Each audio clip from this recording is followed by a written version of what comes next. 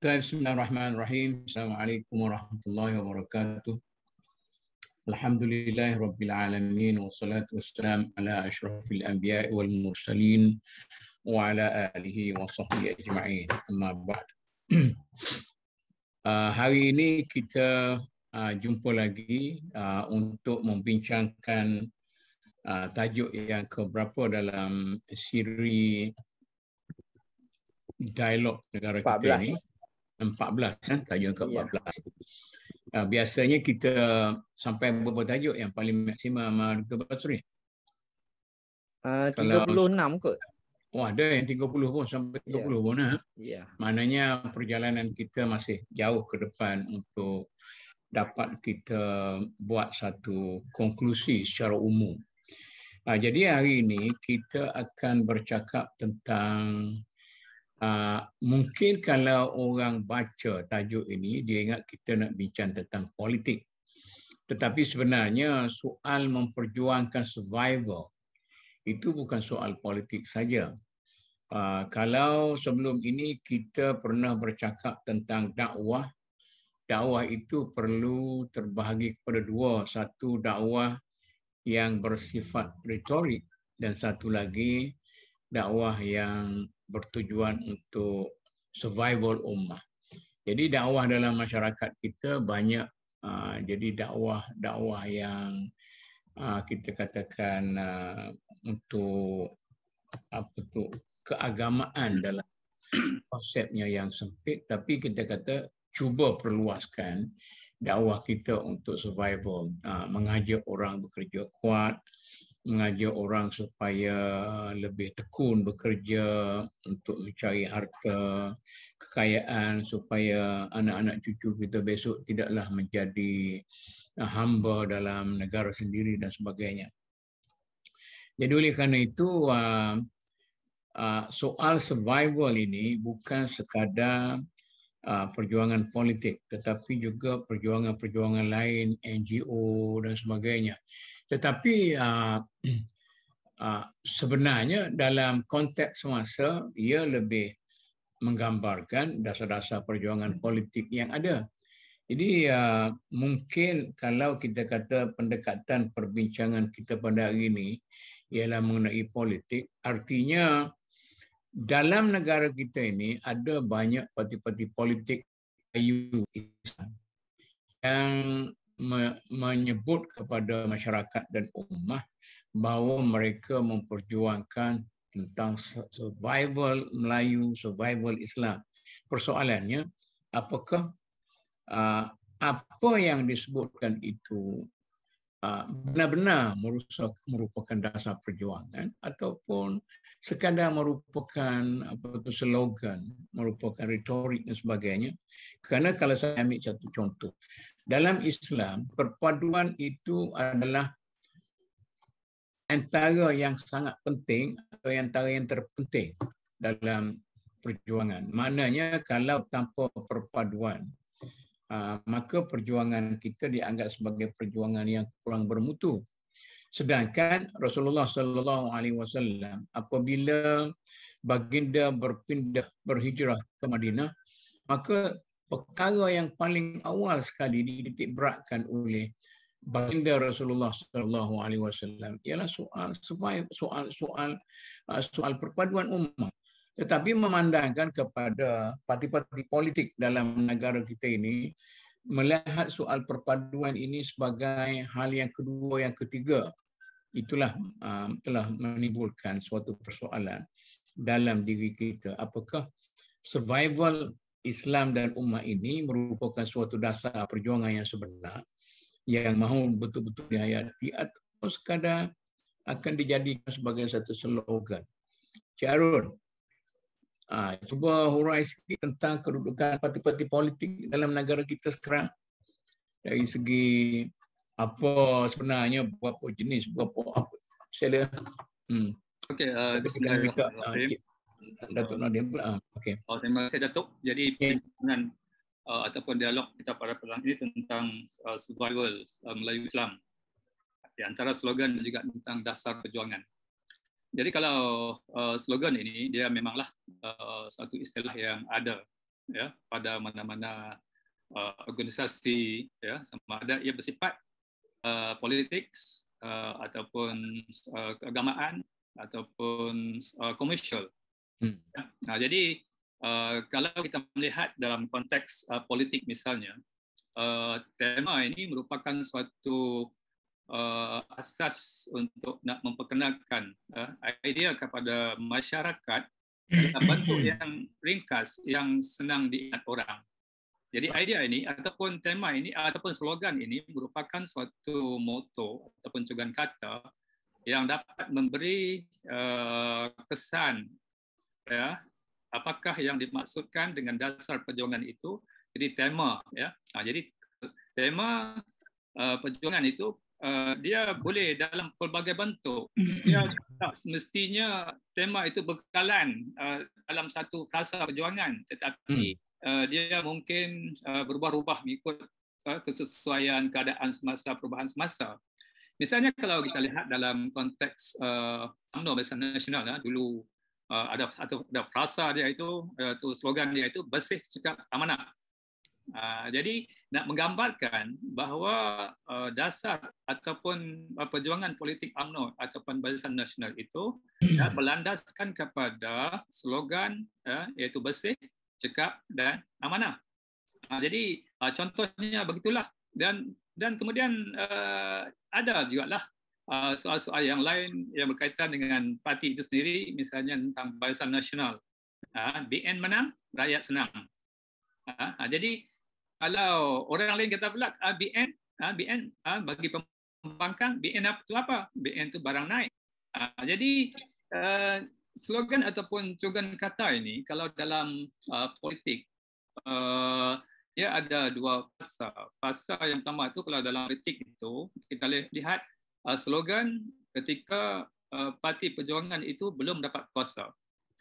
Dan keduanya, slogan itu kita lihat selepas parti itu mendapat kuasa. Adakah slogan itu dijadikan sebagai satu dasar ataupun dapat dipraktiskan, ya, dalam kuasa yang dipegang ataupun kuasa yang dapat untuk dilaksanakan slogan, ya, yang telah diwar-warkan sebelum daripada suatu parti politik itu mendapat kuasa, ya. Jadi selepas dia mendapat kuasa, adakah slogan itu dapat dimaknakan ataupun dapat dikotakan? Jadi kalau kita merujuk kepada parti politik, banyaklah. Misalnya kalau kita ambil tentang PAS misalnya, ya, untuk mendaulatkan negara Islam, perjuangan kita adalah untuk menegakkan hukum hudud misalnya, ya. Jadi perjuangan kita adalah untuk maksudnya merealisasikan ataupun melaksanakan negara Islam itu sendiri. Jadi kadang-kadang dalam konteks kita memperkatakan sesuatu yang adakah kita betul-betul faham apabila kita berkuasa nanti, ya. Jadi ini adalah kalau parti Islam itu memanglah dasar dia dikatakan berpegang pada Al-Quran dan Sunnah, ya. Tapi kalau selepas daripada kita mendapat kuasa, kita tahu, ya, ada perkara-perkara yang kita telah slogankan dalam masa kita jadi pembangkang ataupun sebelum mendapat kuasa itu, kita dapati slogan-slogan itu agak sukar untuk kita laksanakan, ya. Jadi semasa kita belum dapat kuasa, kemungkinan kita bebas bercakap tentang apa sahaja yang kita ingin untuk menarik perhatian masyarakat pada perjuangan kita. Tetapi selepas daripada kita mendapat kuasa, kita tahu, ya, masalah-masalahnya. Jadi dalam keadaan sekarang ini, katakan kita nak cakap tentang hudud, ya. Jadi kita masuk ke dalam bidang kuasa yang ada, ya, dalam konteks kita bersama dalam kerajaan. Jadi agak sukar. Karena apa? Karena halangan-halangan yang tertentu, misalnya dari segi kedudukan perlembagaan sebagai undang-undang yang tertinggi. Macam mana kita nak laksanakan hudud? Maksudnya kita mesti memahami konteks dalam keadaan di mana bagaimanakah undang-undang hudud itu hendak dilaksanakan, ya. Sedangkan dia perlu kepada maksudnya kuasa untuk nak merubah, untuk nak menggubal undang-undang, ya, bagi memberi laluan untuk hudud dilaksanakan. Jadi ini di antara contoh selepas daripada kita mendapat kuasa misalnya, ada perkara-perkara yang telah menjadi slogan dalam perjuangan kita itu agak sukar.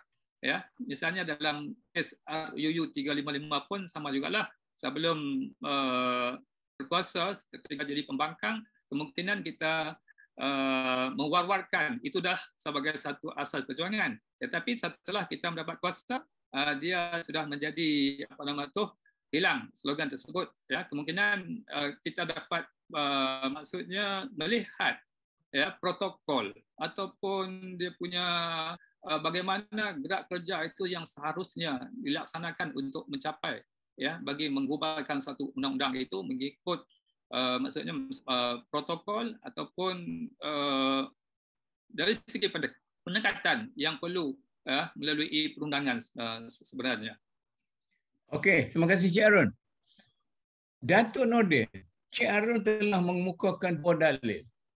Satu ialah pembangunan Melayu, penyatuan Melayu dan pembangunan Melayu yang diperjuangkan oleh UMNO terbengkalai bila UMNO benar-benar memerintah. Yang kedua, hudud PAS juga terbengkalai bila PAS masuk kerajaan. Apa ulasan itu? Macam seolah-olah apa yang kita paparkan sebagai dasar perjuangan kita itu sebenarnya slogan semata-mata dan bukan dihayati betul-betul. Ya, Datuk. Terima kasih, Datuk. Ya, saya pun nak beri ulasan selanjutnya apa yang Cik Arun sebut itulah. Saya selalunya nak fokus isu related dengan politik, Datuk. Datuk berpasti kan tiada hari masuk isu saya akan takkan tinggal isu politik apa juga tajuk yang Datuk bawa kan. Itu memang naratif saya, Datuk kan. Saya tengok ada perspektif politik. Kerana politik itu kuasa. Ya. Ya, bila kita berkuasa, kita boleh menentukan segala-galanya, dasar dan sebagainya. Jadi sebelum tu Datuk, sekarang Datuk cakap survival Islam Melayu, ya. Dan keyword dah. Lepas tu Datuk cakap antara slogan dan dasar sebenar perjuangan. Okey, keyword Datuk tu memang very powerful, Datuk. Dan tajuk ini saya lihat tu. Yang pertama sekali Datuk sebut Islam Melayu. Saya nak terjemahkan kepada Melayu Islam, Datuk. Okey. Bukan Islam atau Melayu, saya nak terjemahkan satu term panggil Melayu Islam. Di konteks Malaysia. Sebabnya kalau orang Melayu ni saya rasa semuanya Islam. Kalau Islam tu tak semuanya Melayu. Okey. Jadi walaupun kita bukan Asabiah di sini, tapi kalau kita fokus Melayu Islam ni sebagai majoriti di Malaysia, khususnya di Semenanjung Malaysia. Ya, jadi kita buat isu politik. Jadi kita kena halau ke mana? Adakah dekat konsep survival saya ada tu? Dasar kita hanya untuk survival. Bila sebut survival Melayu Islam, aku saya tukar sikit ni, adakah survival? Kita tak ada hanya survival, kita nak akan move forward itu. Maka bukan setakat survival sajalah. Ya, kalau survival tu maksudnya konteks ni hidup mati segan tak mau lah tu. Minimum ko. Jadi kita tak boleh lihat ini hanya untuk survival Melayu Islam. Kita kena lihat lebih daripada itu lah tu. Bagus. Jadi apakah dasar sebenarnya? Berkenaan slogan dengan dasar ni, bagi saya ni boleh dirangkum sekali kot. Slogan ni sebenarnya selalunya ini macam cakap kosong lah bagi saya kan. Jadi bila terjemah sampai menjadi satu dasar perjuangan. Jadi itu dasar yang penting. Cik Arun dah sebut tadi, dasar-dasar khususnya parti UMNO PN masa pemerintah kerajaan. Dan juga kita lihat dasar perjuangan atau dasar kerajaan Parti Kata Harapan. Ya, kita boleh tengok di konteks ini dua kerajaan kita terima yang berbeza. Lepas mereka kita tengok ialah apa tu UMNO Barisan Nasional. Dan dua bulan kita tengok balik kepada Perikatan Harapan. Kita lihat di situ apakah dasar atau strategi mereka lakukan bila mereka menjadi kerajaan. Dan sekarang ni saya ingat fasa sekarang ni lagi tak boleh kita tentukan tak sempurna. Bisa contohnya sebab satu gabungan yang kita tak tahu halau mana tu. Ada kononnya UMNO Barisan Nasional, Perikatan Nasional.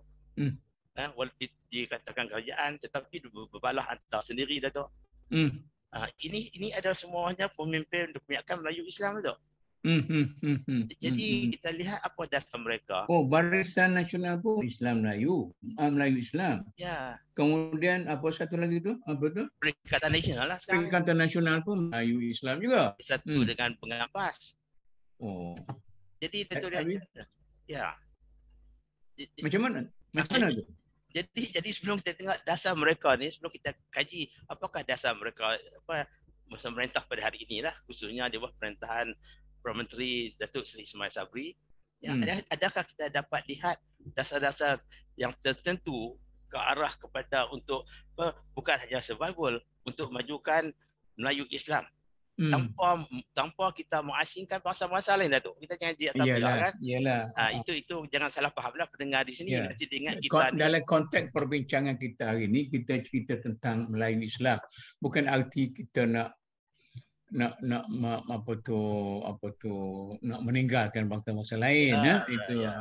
Bukan itu masuk menindas dan melupa. Menindas, okey. Dan itu hak masing-masing. Kita di negara Malaysia ni negara majmuk, Datuk kan. Jadi bila kita nak kemaskan perjuangan Melayu Islam ni, bukan survival, tapi untuk dasar untuk masa hadapan, zaman moden ini, dan kita boleh masukkan mereka ni sekali dalam gabungan kita, walaupun dia tak orang Islam, apa fahaman dia, supaya saya ingat ada common thinking, kita boleh move forward. Semua ni ke arah untuk mencapai arah ekonomi negara yang lebih baik, Datuk. Itu hasrat hidup kita, Datuk kan. Ya, sepatutnya lah. Jadi kalau keadaan hidup kita tu huru-hara, tak kira ada Melayu Islam ke apa bangsa agama sekalipun, kita tak mahu menyentuh kehidupan kita. Jadi sebelum kita terperinci depan ni, Datuk, kita akan lihat apakah dasar yang kita lihat ini mengarah ke untuk survival dan khususnya untuk keseimbangan untuk keterusan program Melayu Islam ni. Itu saya akan tentang. Okey, Datuk. Kita ada Ustazah Cik Jah dan kita ada juga Profesor Datuk Dr. Firdaus Abdullah. Jadi kalau mereka ini berasa berkeinginan untuk bagi komen, pandangan dan sebagainya, saya harap mereka menjenguk muka dalam skrin ini untuk menandakan bahawa mereka sanggup untuk berbicara lah tentang hal ini. Jadi soalnya sekarang ini, itu dari segi politik. Dalam satu perbincangan dengan sebuah badan yang dianggap oleh masyarakat sebagai mempunyai tanggungjawab untuk mempertingkatkan ekonomi orang Melayu. Saya ada tanya, bagaimana dalam kes ini sepatutnya kita melakukan benda yang begini-beginilah pada pandangan saya.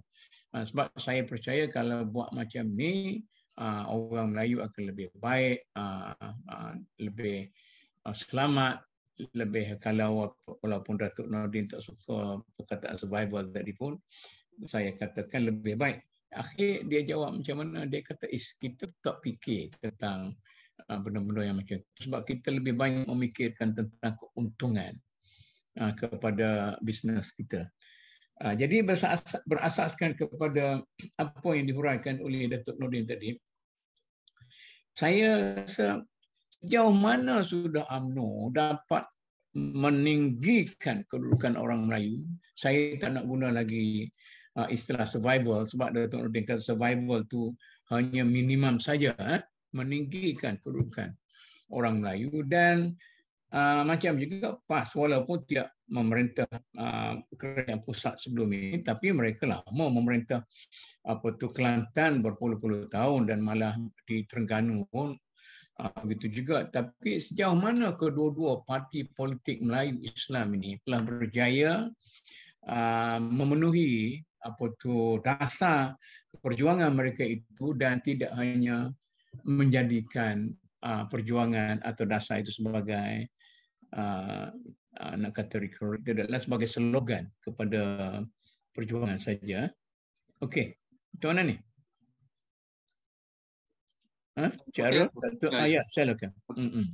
Kalau kita lihat daripada sejarah bagaimana UMNO membentuk kerajaan daripada dulu sampai sekarang ni pun, kita tak nafikan bahawa banyak agenda untuk meningkatkan kedudukan orang Melayu Islam itu ataupun keseluruhan bangsa ini lah.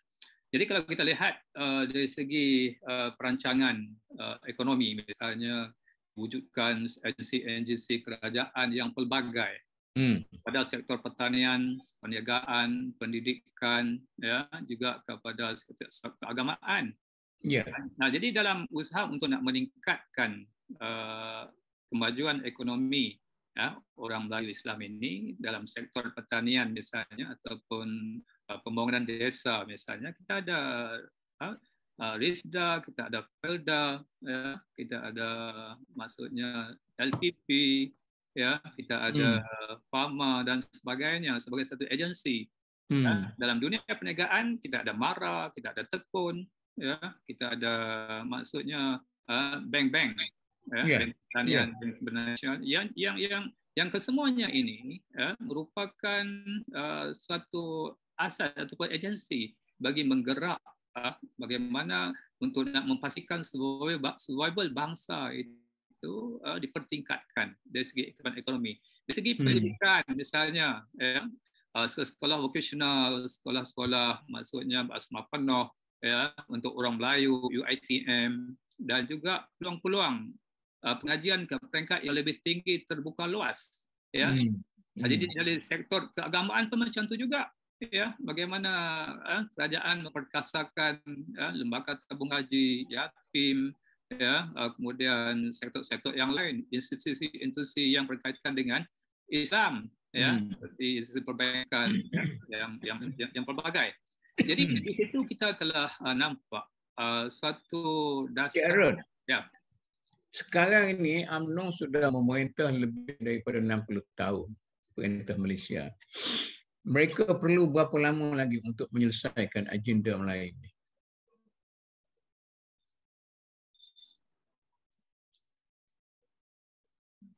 Ini agak sukar untuk kita jelaskan dalam konteks bagaimana apabila perubahan kepimpinan politik itu, ya, di mana setelah sekian lama memerintah, ya, terdapatnya kekeliruan ataupun kekacauan dalam sistem politik itu sendiri, ya. Kita melihat banyak skandal yang telah merugikan orang Melayu juga, ya. Inilah yang menjadi barah, ya, kepada UMNO ini, ya. Apabila kita lihat dari sudut positifnya memang suatu yang menggalakkan seperti mana yang saya sebutkan tadi. Tetapi di sudut negatifnya ini juga, ya, dia telah membawa satu bencana, ya, kepada orang Melayu Islam ini akibat daripada kehilangan, ya, nilai-nilai yang maksudnya yang holistik, ya, sebagai nilai kepimpinan Melayu Islam itu sendiri. Jadi kalau keadaan ini berterusan tidak dibaiki, ya, apabila gejala rasuah yang besar bukan setakat yang kecil-kecil tetapi skala mega, ya, penyelewengan, penyalahgunaan kuasa dan sebagainya, inilah yang menyebabkan bahawa nilai-nilai kepimpinan UMNO untuk mempertahankan ataupun memberi, ya, nilai tambah kepada survival orang Melayu ini, kita nampak dia semakin terhakis. Jadi masalahnya bagaimana keadaan dikatakan korupsi ataupun rasuah itu, penyelewengan, ya, yang telah menjadi satu barah, ya, kepada UMNO ini, sehingga akhirnya kita untuk nak membina kekuatan orang Melayu Islam ini akan terjejas akibat daripada masalah-masalah yang telah berjangkit sekian lamanya, ya, dalam nilai politik perjuangan ini. Okey, Datuk Nordin, saya tak nampak Prof Firdaus dengan Ustazah nak bercakap ni, dia tak jenguk-jenguk pun. Begitu juga PAS, Datuk. Sudah sekian lama memperjuangkan dasar-dasar Islam dan sebagainya. Saya tak nak sentuhlah soal hudud itu sebab saya lama. Dulu lagi saya tak percaya perjuangan hudud dalam keadaan sekarang ini. Bukan artinya saya tidak percaya pada hudud, tapi saya tidak begitu yakin kita dapat melaksanakan. Sebab bagi saya hudud itu lebih daripada soal hukuman. Hudud itu ialah disiplin hidup. Maknanya apabila Islam mempunyai apa yang disebut sebagai hudud, artinya perkara yang perlu kita perjuangkan dalam kehidupan masyarakat dan negara Islam itu ialah disiplin hidup yang begitu tinggi. Sedangkan banding antara kita dengan Singapura pun jauh. Disiplin hidup di Singapura jauh lebih tinggi daripada kita. Itu saya tak nak sentuh bab tu. Tetapi sesudah begitu lama memperjuangkan Islam, kemudian PAS sudah begitu selesa dalam kerajaan sekarang, ada mempunyai kedudukan sejak daripada awal-awal lagi pun, bila ada kerajaan yang baru ni. Tapi adakah dapat kita lihat sejauh mana PAS benar-benar dapat merealisasikan dia punya dasar perjuangan Islam? Ya, Datuk. Ya, Datuk bawa banyak point di sini yang perlu kita ulas dengan sekali harum untuk kan. Bukan arti kita bias, tapi kita yang supaya masyarakat kita faham. Ya, kita kena very open mind, Datuk kan. Saya nak jawab soalan Datuk dulu. Datuk tanya apa Saudara Harun tadi, berapa lama lagi? Dan dasar perjuangan kita ni untuk survival Melayu Islam ni. Ya, berapa lama kena tunggu? So berapa lama? Jadi kita lihat balik pada sejarah sejak kita merdeka 60 tahun dulu, betul kan? Ya. Sehingga Tun Dr. Mahathir berhenti sebagai Perdana Menteri pada tahun 2003. Kita tengok apakah slogan atau dasar lah sebelum itu, betul kan? Jadi saya nak mulakan post Tun Dr. Mahathir lah. Itu sejak 2003 bila Pak Lam mengambil alih kerajaan jadi Perdana Menteri. Dia telah mengenalkan Islam Qadari dah tu. Ya, betul. Ini ada slogan. Ya, slogan bukan dasar lagi, tapi bila terjemahkan pada dasar apa buat, dia tak ada bezanya dengan apa yang tu Mahathir buat sebelum ini. Ya, tak ada beza. Tapi bila kita lihat sejarah masa Tunku Abdul Rahman, almarhum Tunku Abdul Rahman dari Perdana Menteri sebagai kerajaan, apakah dasar dia, perjuangan dia untuk kebaikan orang Melayu Islam ni?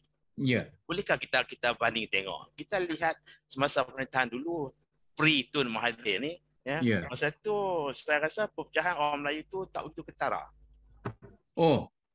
Tak utuh ketara lah tu. Okey, jadi mungkin masa itu tidak ada medium sosial macam sekarang pun, mungkin kita tak tahu di belakang keatasan. Tapi surat khabar ada.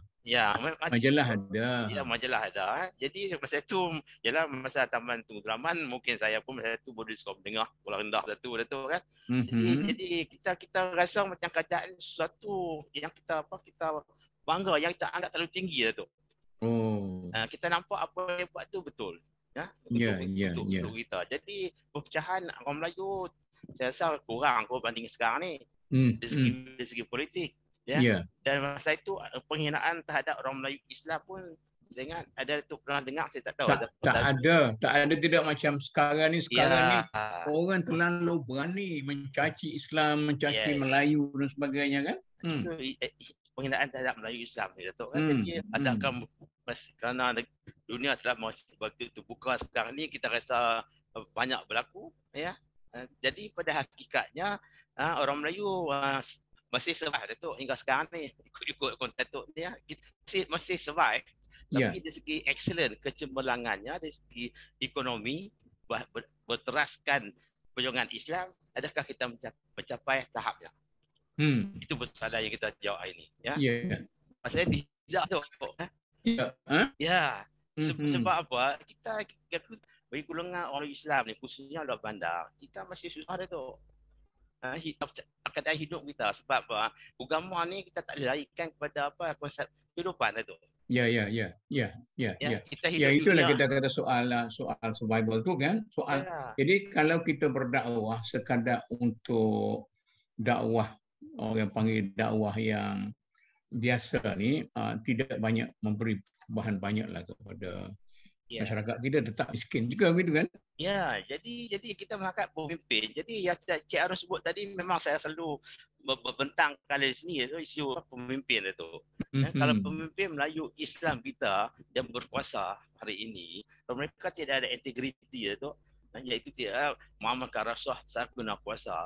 Jadi survival orang Melayu atau kecemburuan orang Melayu Islam, saya rasa terbantut. Ya. Datuk, kalau kita cakap terbantut kerana pemimpin sekarang tidak ada integriti, tidak ada apa semua sekali. Inilah lama kita bincang, patut ada pertukaran kepada mereka yang lebih berwibawa, mereka yang lebih baik. Tetapi saya tengok parti-parti politik Melayu Islam daripada lama dulu sampai sekarang, dia tayang gambar yang sama, Datuk. Macam mana ni? Ya, nariti yang sama lah, Datuk kan. Jadi ini kita balik mana masih tayang gambar P.Ramlee. Jadi pandangan naratif pandangan saya, Datuk, maksudnya balik kepada rakyat, Datuk. Khususnya rakyat Melayu Islam ni. Sebab apa? Mereka yang dapatkan menentukan wujud pimpinan politik, Datuk.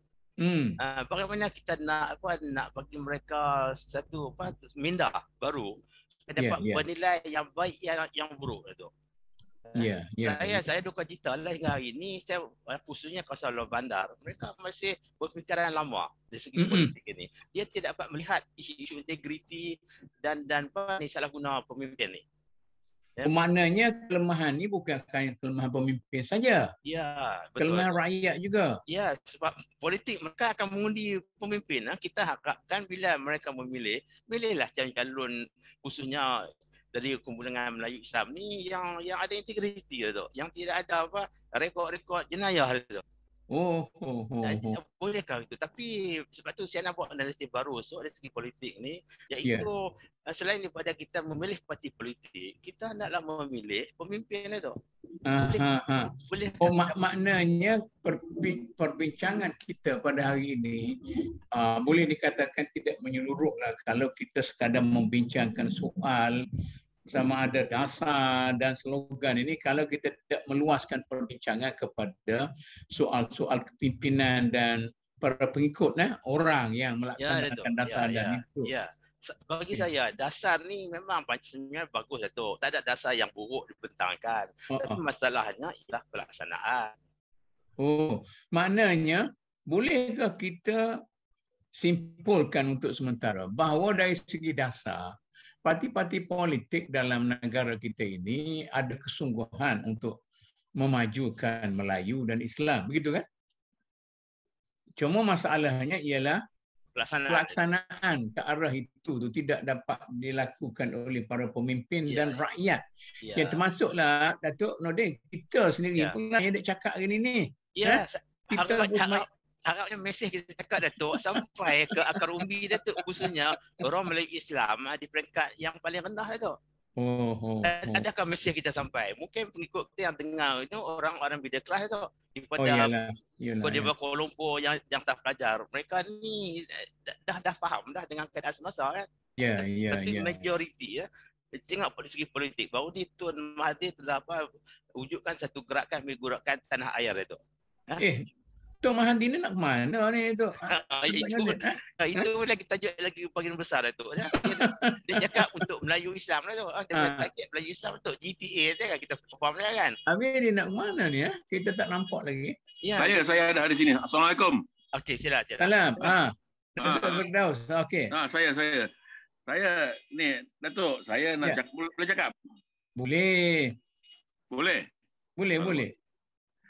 Saya nak cakap sikit je. Apa dia? Dua perkara yang saya nak timbulkan. Cakap. Pertama, pengakuan Dr. Mahathir sewaktu dia berhenti menjadi Perdana Menteri yang pertama. Dalam interviewnya dengan Musuhan Malaysia, Tun Mahathir mengaku bahawa antara kegagalan beliau sebagai Perdana Menteri selama 22 tahun ialah gagal merubah sikap orang Melayu. Dan ini adalah satu pengakuan yang ikhlas daripada Tun Mahathir. Tetapi yang saya tak faham, apakah yang telah dilakukan oleh Dr. Mahathir sebenarnya untuk menukar sikap orang Melayu itu? Dan kenapa gagal? apa sebab usahanya gagal dan apa akibat daripada kegagalan itu. Saya rasa begini, kalau sekiranya semangat perjuangan orang Melayu yang berapi-rapi sejak tahun 46 itu diteruskan dengan cara yang munasabah, sesuaikan dengan zaman, maknanya kemunduran yang dialami, yang dideritai oleh orang Melayu sekarang tidak akan begitu teruk. Oleh kerana itu, isu pertama yang saya ingin timbulkan ialah kenapa, dan ini pengakuan berat Dr. Mahathir, kenapa beliau gagal dan apa akibat kegagalan itu. Itu kalau boleh rakan-rakan yang lain menjawab. Itu pertama. Kedua, isu yang nak saya tanyakan, Datuk, ialah apa yang dibuat oleh parti-parti Melayu yang muncul sebagai cendawan tumbuh itu sekarang dalam memberi pendidikan politik kepada orang Melayu. Saya ingat masa saya anak-anak sekolah, budak sekolah lagi, saya selalu mengikuti ceramah oleh pemimpin UMNO, saya lupa nama dia, alias apa? Bukan Jamaluddin alias, Datuk Musa dan yang lain-lain. Memberi pendidikan, tetapi pendidikan politik itu yang sehat itu tidak diberikan karena masa lebih banyak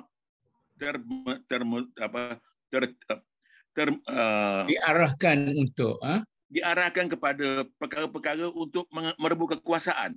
Tetapi apa keperluan kekuasaan itu? Jadi yang antara perkara yang patut tinjau balik, Datuk, pertama, apakah sebab kegagalan yang diakui oleh Dr. Mahathir itu dan apa akibatnya? Pertama. Yang kedua, apakah langkah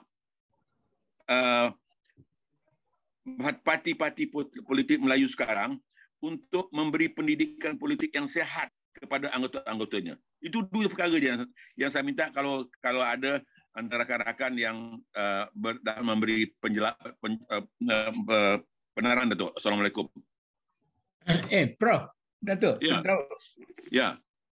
Kalau kita nak kata Tun Mahathir gagal, itu sukar juga untuk orang terima sebab Malaysia maju adalah berlaku di zaman Tun Mahathir. Nanti yang saya timbulkan, Datuk, ini adalah pengakuan Tun Mahathir yang tersiar di akhbar mingguan Malaysia sewaktu beliau ditemu ramah oleh sepasukan pemerintah wartawan utus mingguan Malaysia waktu itu. Jadi itu kegagalan merubah sikap itu. Adalah pengakuan maknanya tidak kita menafikan dari segi pembangunan negara. No, itu soal kedua, Datuk. Soal pembangunan kita tidak menafikan. Kita bercakap sekarang, yang saya minta ditumpukan perbincangan apa yang menyebabkan kegagalan, apa yang menyebabkan Dr. Mahathir gagal merubah sikap orang Melayu seperti yang dikehendakkan itu. Ini ditimbulkan, ini ada dalam rekod. Maknanya kita fokuskan kepada soal pembangunan umat, pembangunan bangsa, bukan pembangunan negara. Negara itu okeylah. Betul. Ini pembangunan umat, pembangunan bangsa itu terlalu general. Kalau kita bandingkan di antara idea Tun Mahathir dalam The Malay Dilemma dengan apa yang dilakukan sesudah menjadi Perdana Menteri begitu lama, agak-agak berapa peratus idea beliau dalam The Malay Dilemma itu terlaksana? Saya itulah bukan yang saya timbulkan ini, Datuk. Ini kegagalan itu adalah pengakuan beliau sendiri. Artinya kalau umpamanya orang Melayu masih lagi mempunyai semangat perjuangan dan tidak korup, kan artinya kalau orang Melayu berubah, betul berubah, tetapi berubah ke arah yang lebih jelek, ada yang lebih buruk. Kalau begitu. Tetapi di samping itu, saya setuju bahawa orang Melayu mencapai pelbagai bentuk kemajuan semenjak, terutama semenjak dasar ekonomi baru dilakukan. Tetapi jangan lupa, matlamat dasar ekonomi baru itu tak sampai 22% tercapai. Apa sebabnya? Okey, saya minta Cik Arun. Tidak dinafikan pembangunan dan kemajuan yang telah dicapai. Tetapi maksud saya, kalau sekiranya orang Melayu menyesuaikan diri dengan zaman dan merubah pikiran dan meneruskan kempen revolusi mental yang dicetuskan oleh arwah Datuk Senu bersama dengan Tun Abdullah Ahmad Badawi. Saya rasa kedudukan orang Melayu ini barangkali tidaklah menyedihkan seperti sekarang, walaupun kita mengakui bahawa kemajuan yang dicapai oleh orang Melayu adalah tidak dapat dinafikan. Tapi jangan lupa, kemajuan itu tidak merata. Tidak semua orang dapat bahagian. Jadi soalan yang nak saya timbulkan, apa yang menyebabkan orang Melayu itu gagal merubah sikap? Satu. Kedua, saya nak tanya, apa yang telah dilakukan oleh parti-parti politik Melayu sekarang memberi pendidikan politik yang sihat kepada orang Melayu? Saya timbulkan perkara ini, saya tahu bahawa DAP mempunyai program political education yang teratur, sistematik dan menyeluruh. Tak berlaku pada orang Melayu. Itu perkara je. Terima kasih. Okey.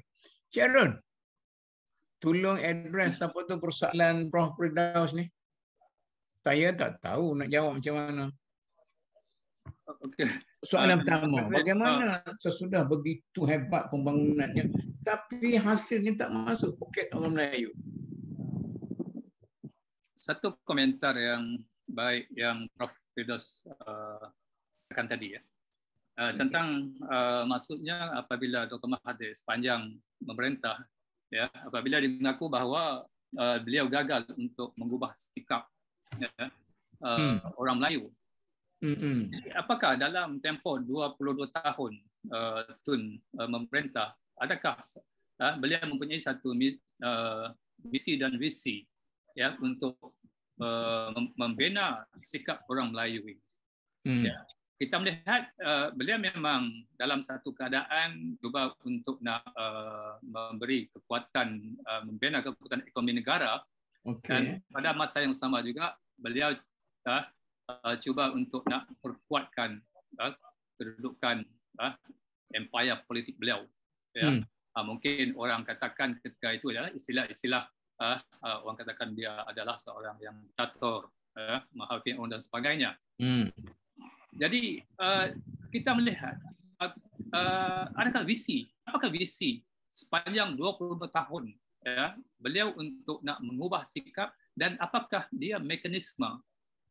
Kalau beliau mempunyai suatu pendekatan ataupun visi untuk nak melihat orang Melayu ini berubah sikap. Berubah sikap dari segi apa? Dari segi apa dia berubah sikap?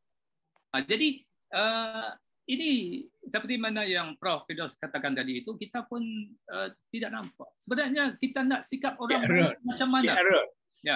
Cuba nilai dua ni. Antara Melayu mudah lupa atau Melayu yang dilupakan oleh para pemimpin, mana satu yang sesuai kita slogankan? Orang Melayu apabila, maksudnya pemimpin Melayu apabila dia berkuasa, dia kebanyakannya itu dia lupa. Dia lupa untuk nak membina pemikiran masyarakat. Sekarang ini kita berhadapan dengan krisis integriti di kalangan pimpinan politik, dan yang kedua kita berhadapan dengan krisis maksudnya ketiadaan idea-idea besar pemimpin untuk membina yang pertama sekali pemikiran masyarakat untuk sampai kepada pemikiran yang dikatakan masyarakat madani itu apa sebenarnya. Jadi benda ini kalau kita lihat, adakah menteri-menteri misalnya memegang portfolio yang tertentu misalnya, adakah dia ada visi untuk menjadikan katakan contoh negara ini, ya, kita ambil satu bandar, ya, Pulau Terengganu ke Kota Baru ke, menjadi sebuah kota ibu negeri yang bersih, yang standing dengan Singapura, yang standing dengan Bangkok misalnya. Adakah kita ada visi untuk nak menjadikan untuk apa nama tu idea? Boleh saya sambung tak? Okey, boleh Datuk. Ini saya rasa ketiadaan visi itu adalah kerana tidak adanya pendidikan politik yang berterusan. Saya ingat lagi semasa saya sekolah menengah dulu, Sulaiman Alias, salah seorang intelektual yang selalu memberikan pendidikan politik itu, menekan perubahan sikap. Dan saya rasa inilah yang nak dicuba oleh Datuk Senu dengan juga bantuan Pak Lah Ahmad Badawi. Tetapi gagal. Dan saya rasa kegagalan itu diakui oleh Dr. Mahathir, tetapi tidak pernah diselidiki sebab kegagalan dan akibat daripada kegagalan itu. Oleh kerana itu, yang saya timbulkan orang akademik ni dia sudah buat banyak kajian, tak ada apa pun lagi dikaji oleh orang akademik. Begini Datuk, begini. Soalnya sekarang jangan harapkan sangat kepada orang akademik. Orang akademik yang saya harapkan ialah umpamanya sekarang saya ingat dulu masa kira-kira 30 tahun yang lalu UMNO mempunyai biro pekerja Raden Supatan. Ingat tak? Apa continuation sekarang? Waktu itu UMNO mempunyai Cikgu Muhammad Nur Ahmad sebagai tokoh pendidikan yang rela meninggalkan UMNO kalau sekiranya UMNO mengabaikan pendidikan Melayu. Apa yang berlaku sekarang? Jadi ini sikap-sikap seperti ini yang saya rasa diabaikan. Dan ini yang tidak dicuba oleh Tun Abdullah Ahmad Badawi bersama Datuk Senu, bersama Ali Haji Ahmad, tetapi tidak dilanjutkan. Ada orang menuduh mengatakan ini sengaja dihalang oleh Dr. Mahathir. Saya tak mengaku, saya tidak tahu itu. Tetapi yang saya tahu ialah kegagalan itu diakui oleh Dr. Mahathir, tetapi beliau tidak menyatakan apa sebabnya gagal dan tidak menjelaskan akibat daripada kegagalan itu. Okey. Datuk Nordin, cuba menjawab yang persoalan Prof. Firdaus tentang pendidikan politik di kalangan orang Melayu yang diabaikan oleh para pemimpin kita bila mereka menjadi pemimpin sejak awal merdeka sampai sekarang. Sehingga kan yang lebih menonjol dalam masyarakat kita ini ialah politicking. Berkelahi sama sendiri kan.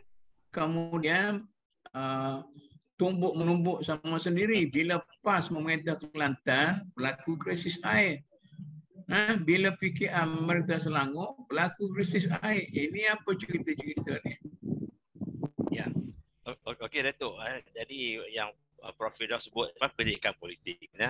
Jadi saya ingat kita tak perlu bagi pendidikan politik secara formal kepada orang Melayu Islam ni, khususnya perbawahan.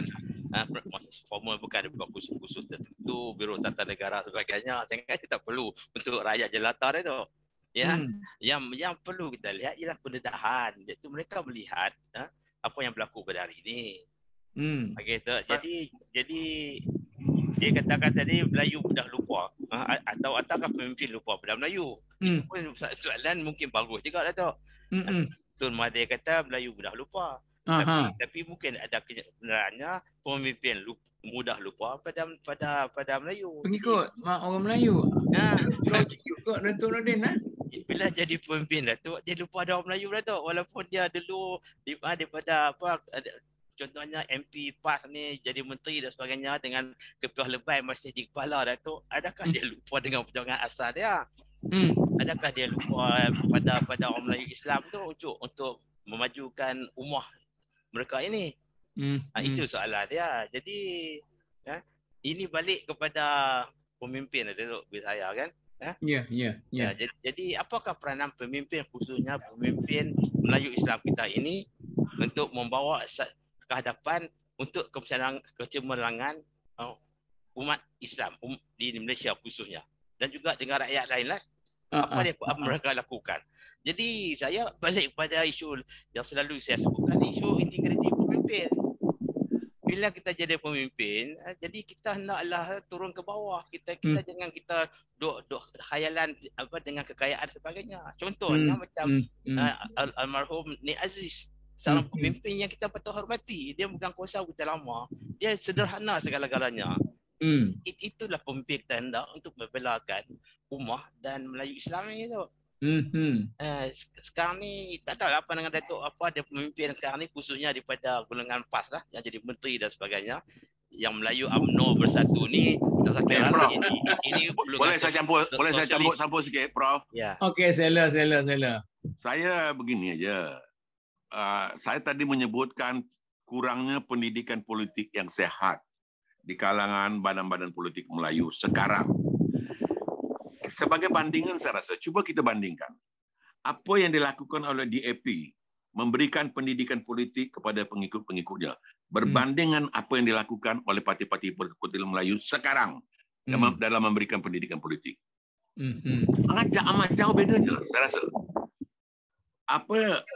Kalau tak salah saya, DAP mempunyai program pendidikan politik yang cukup sistematik, cukup menyeluruh dan cukup menyeluruhlah. Sistematik. Tetapi sekarang itu tak berlaku lagi. Tak berlaku lagi di kalangan politik Melayu. Saya menyebut tadi 2 nama tadi. Tak ada orang yang nak respon. Barangkali tuan-tuan barangkali masih dah lupa. Siapa ingat tak Sulaiman Ilyas? Ingat tak Raden Supatan? Ingat tak Cikgu Muhammad Nur Ahmad? Apa yang mereka lakukan dalam membangkitkan kesedaran politik orang Melayu? Saya nak kata gini, saya tahu bahawa kononnya UMNO selalu mengadakan kursus politik di janda baik. Tetapi yang dilakukan itu hanyalah untuk memenangi pilihan raya dalam jangka pendek.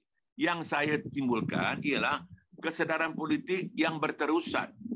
Itu yang tidak dilakukan dan itu yang perlu dilakukan sekarang. Dan untuk ini saya rasa amatlah penting parti-parti politik Melayu sekarang mencontohi apa yang dibuat oleh DAP sekarang, mengadakan pendidikan politik yang sistematik, menyeluruh dan apa lagi tu, sistematik menyeluruh. Yang dan cukup berhasil.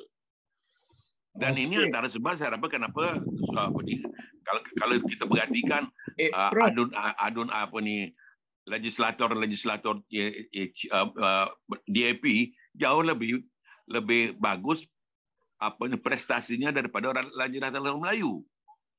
Dan ini antara ya. Ini saya rasa kalau kita cuba mengapa terjadi soal pendidikan politik itu di kalangan orang Melayu itu terabai. Mengapa terjadi macam itu? Kalau saya nak buat analisis mengapa terjadinya saya tak pasti tahu. Tapi saya rasa terjadinya kerana diabaikan oleh pemimpin-pemimpin yang bertanggungjawab. Dulu saya ingat ini betul. Saya ingat kira-kira sewaktu Anwar Musa, sewaktu Tan Sri Anwar Musa menjadi setiausaha menjadi ketua penerangan UMNO kira-kira 5 tahun yang lalu. Dia berjanji nak mengadakan tarbiyah yang menyeluruh kepada orang UMNO. Tarbiyah yang menyeluruh memberi pendidikan politik, memberi kesedaran politik, memberi mengajarkan sejarah politik. Tetapi apa yang laku? Tidak dilakukan. Itulah kita kata slogan itu. Kalau sekiranya ada penyokong-penyokong Tan Sri Anwar Tan Sri Anwar Musa yang menengah macam mana? Betul tak? Kira-kira sewaktu beliau menjadi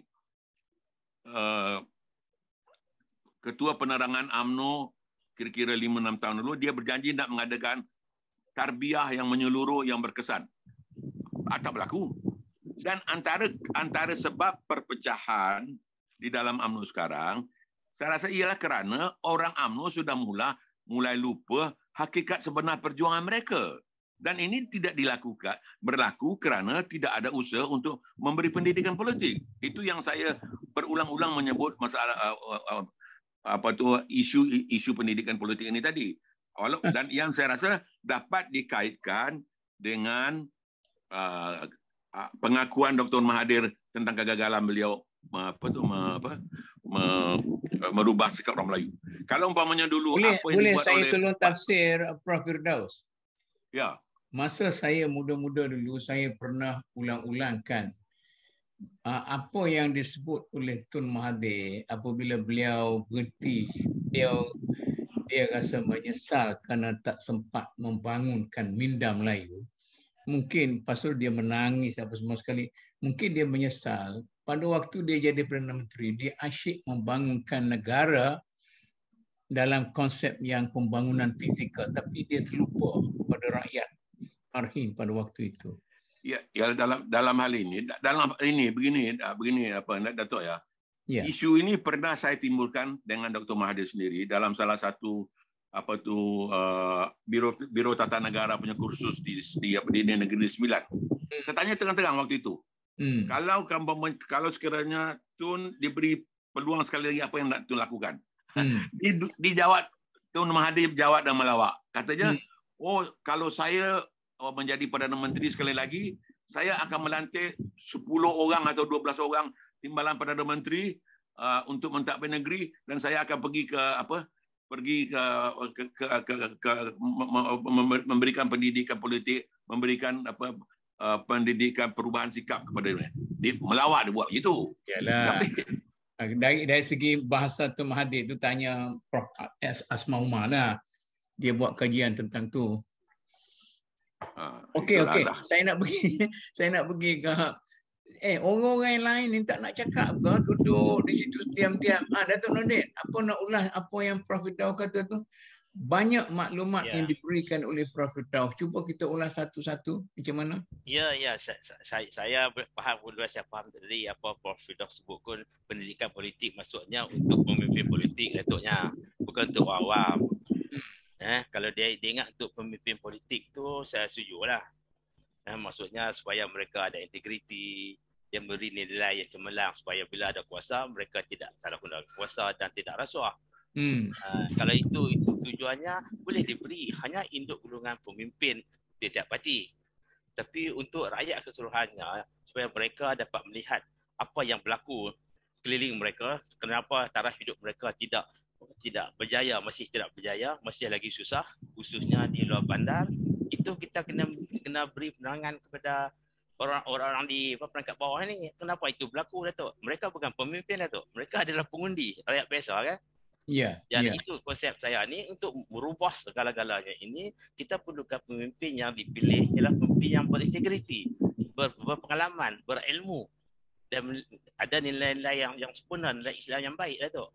Kalau kita dapat Datuk, bolehkah kita tunjuk contoh setakat dari merdeka sampai sekarang, ada tokoh-tokoh politik yang tidak memberi perhatian dari segi populariti diri sendiri, kedudukan diri sendiri, tetapi beliau mengambil bahagian untuk menyedarkan bangsa, menyedarkan umat untuk mencapai kemajuan yang sepatutnya dicapai oleh kita sebagai anak bangsa, sebagai bumi putera, sebagai orang asal dalam negara kita ini, dan tidak hanya melihat bagaimana orang lain mendapat rezeki yang melimpah ruah dan kita berada. Ini Prof. Mahmud. Halo. Tadi saya menyebut 3 nama. Ya. Namanya itu Cikgu Muhammad Nur Rahmat, Raden Supartan, Sulaiman Alias. Saya nak tambah seorang lagi, walaupun bukan orang UMNO, Zulkifli Muhammad. Mereka memberikan pendidikan politik dengan caranya sendiri. Tetapi yang saya timbulkan sekarang ialah pendidikan politik yang benar-benar teratur, sistematik dan menyeluruh. Itulah saya suruh bagi tunjuk betul contoh tadi. Kalau ada kita boleh buat satu bagi contoh untuk nak ikut. Jadi keempat-empat yang Prof sebut tu saya pun menghayati pada waktu itu, duk puji Superman sekejap ya, lepas tu Raden Supartan, bukan Superman. Supartan tu. Jadi macam juga apa tu yang kita nama apa sorak. Jadi timbul tenggelam. Tidak ada satu arus dalam negara kita ini, satu golongan yang betul-betul menumpukan untuk menyedarkan. Saya rasa mungkin peranan ini dilakukan oleh ABIM pada suatu waktu. Betul. Tapi apabila Anwar tersilap langkah masuk parti politik, menukar corak perjuangan daripada perjuangan bangsa kepada perjuangan politik untuk grup dan diri sendiri, maka sekarang ini apa yang dilakukan oleh ABIM pada waktu itu masih ada kesan baik dan positifnya. Exactly, saya setuju sangat setuju, betul. Jadi bagaimanakah kita, adakah satu cara yang betul untuk kita sambung balik perjuangan yang dilakukan oleh ABIM dulu yang gagal dilakukan oleh Persatuan. Datuk Mahmud. Setidak-tidaknya bahawa perkara itu telah kita sama-sama sedia dan sudi membincangkannya pada petang ini. Perbincangan isu ini saya rasa harus diteruskan. Mesti dilanjutkan dengan cara yang teratur, sistematik dan menyeluruh. Itulah kita cuba ni. Bila kita di sini sekadar membuat percubaan awal, kemudian sepatutnya benda ini diterima oleh masyarakat. Tapi masyarakat kita juga sekarang ini sangat negatif, memang kita berhadapan dengan masalah yang cukup besar sekarang dengan kepatahan semangat ini. Tetapi isu yang nak saya timbulkan, Datuk, ialah perlunya kita mencetuskan kembali semangat revolusi mental yang dicetuskan oleh Datuk Abdullah Ahmad Badawi, Tun Abdullah Ahmad Badawi dan dan Datuk Senu. Itu perlu, dan ini ada kumpulan-kumpulan tertentu di Universiti Malaya sekarang berusaha ke arah itu, Datuk. Berusaha ke arah untuk mencetuskan mula-mula secara kecil-kecilan dan mudah-mudahan akan merebak. Bagaimana umpamanya kalau dapat ini Datuk Mahmud ini menyebarkannya kepada rakan-rakan yang lain. Bagaimana supaya isu revolusi mental ini dapat dicetuskan. Dan apa yang diperjuangkan oleh ABIM kira-kira 20 tahun yang lalu dapat diberi semangat baru. Itu ya. Kemudian nak sambut ni Datuk Nordin ke Cik Arul ke atau siapa-siapa ini. Ramai orang ni tengok, ini satu fenomena yang menunjukkan bahawa orang kita lebih suka mendengar begitu, kemudian dia cakap di luar. Begitu kan Datuk Nordin? Ini barangkali sikap yang Dr. Mahathir nak ubah tak berjaya nak diubah. Cik Arul mula dulu, Cik Arul. Cik Arul. Okey, terima kasih. Betul saya sambung. Okay.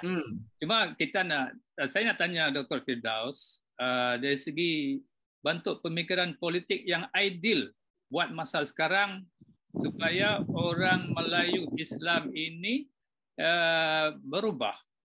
Jadi sebagai Prof. Firdaus sebagai orang yang pengalaman dalam analisa politik dan sebagainya, dalam konteks sekarang ini, Prof, apakah satu bentuk yang ideal yang seharusnya kita berikan pendidikan politik kepada orang Melayu Islam ini? Saya rasa kalau nak memberikan satu cara yang ideal itu barangkali susah nak menyatakannya. Tetapi yang jelas sekarang, kalau kita tidak dapat melakukannya secara idealistik, setidak-tidaknya kita buat secara kecil-kecilan dulu. Dan jangan kita nak duduk sebelum melunjur lah kata orang Melayu. Sebab kita dah banyak silap. Marilah sama-sama kita membetulkan kesilapan kita itu dulu. Kesilapan kita ialah kita mengabaikan perlunya mencetuskan kembali semangat perjuangan yang dicetuskan oleh Zulkifli Muhammad, oleh Dr. Burhanuddin, oleh Aminuddin Baki, oleh siapa lagi tu Ali Ahmad tu. Dan siapa antara pemimpin Melayu sekarang yang boleh kita harapkan untuk membangkitkan kesadaran ini? Tak ada. Saya rasa untuk itu, kerana tidak ada, maka saya rasa yang perlu ialah kita secara kecil-kecilan. Umpamanya, saya dengan beberapa orang kawan di Universiti Malaya sekarang berusaha untuk mendatangi, untuk mengumpulkan pemimpin-pemimpin pelajar dan untuk diberikan ceramah mingguan atau dia dijadikan ya lebih kurang begitulah, diskusi mingguan, diskusi bulanan begitu, untuk membangkitkan, untuk mencetuskan semangat revolusi mental ini. Jangan kita bercakap mengenai ideal. Okey. Namanya saja sudah ideal. Sesuatu yang idealistik susah nak dicapai. Marilah kita lakukan secara yang dapat tergigit. Faham betul. Ya. Tadi kita cuba menganalisis Tun Mahathir. Antara Tun Mahathir sebagai seorang pemimpin pada waktu kejayaannya dengan Tun Mahathir yang lupa kepada bangsa, kepada rakyat marhin apabila beliau naik ke atas.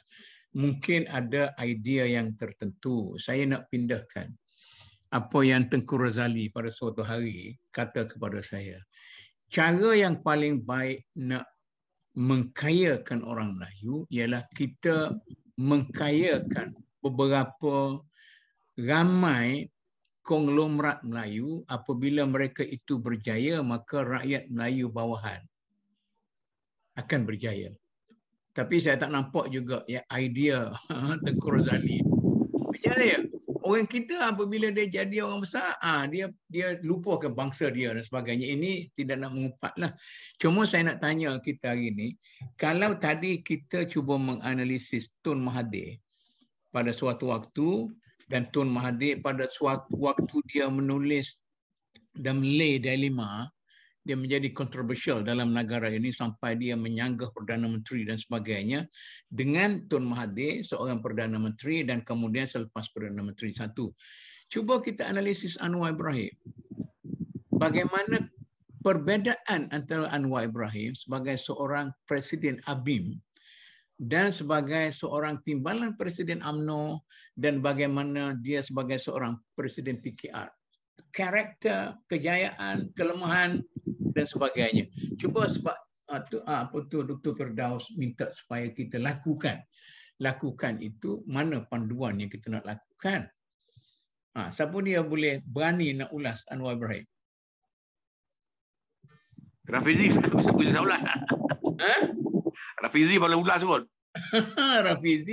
Rafizi dia mahir dalam mempertikaikan orang saja. Itu bahagian dia. Tak apalah.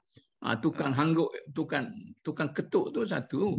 Tapi orang lain. Ini saya bila Permamut tadi menimbulkan menyebut Habib tu, saya rasa saya naik semangat balik. Saya rasa memang Habib adalah satu-satunya harapan kita yang terpendam sekarang. Untuk bagaimana kita hendak mencetuskan Habib. Saya menganggap bahawa rasanya lah, mungkin saya silap, tapi saya beranggapan bahawa setidak-tidaknya sisa-sisa idealisme zaman 30-40 tahun yang lalu masih ada lagi pada Habib. Dan itu yang patut dihidupkan. Dan kita jangan mengharapkan sesuatu yang idealistik. Kita bermula dengan sederhana aja dulu. Umpamanya sekarang apa yang kami nak lakukan kat Universiti Malaya ni. Sebab orang lupa Universiti Malaya mempunyai PBM-UM. Melahirkan Gapena. Itu tidak berlaku lagi sekarang. Itu yang saya rasa patut dulu. Ya? Prof. Firdaus, itu UM dulu. UM sekarang ada bekas profesor besar beratus-ratus.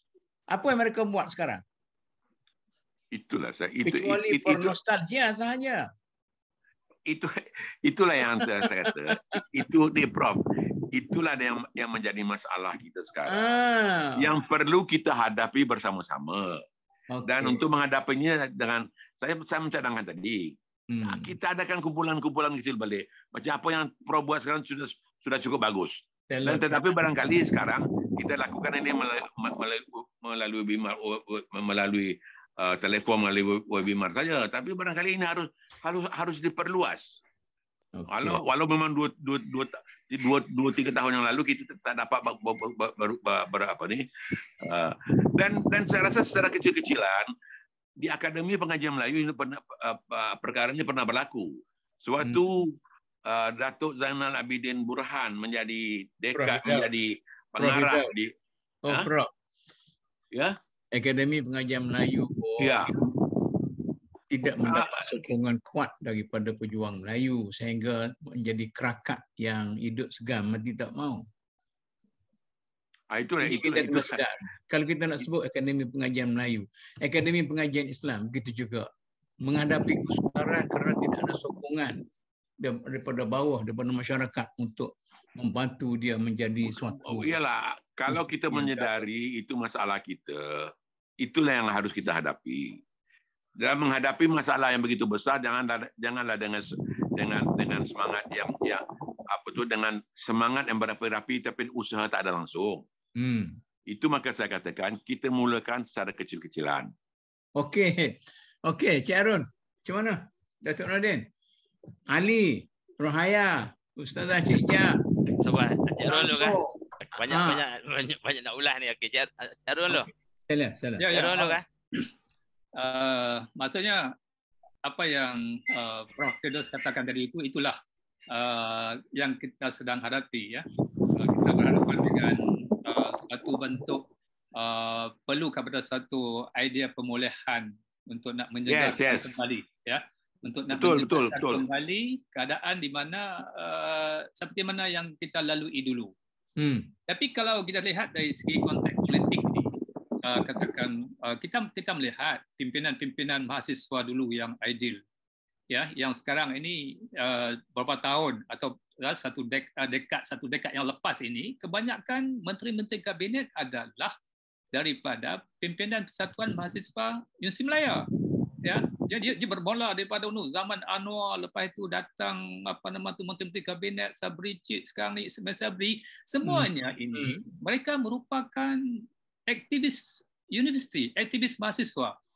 Jadi kita nampak bahawa yang menjadi ahli parlimen yang ramai pun ya, kita tengok menteri daripada PAS sekarang pun Taqiyuddin misalnya daripada PMUM sekarang ni, yang sekarang ni Datuk Ismail Sabri pun daripada Presiden PMUM ya, dan banyak lagi kalau kita nak sebut ya, Puan Jagasi dan sebagainya.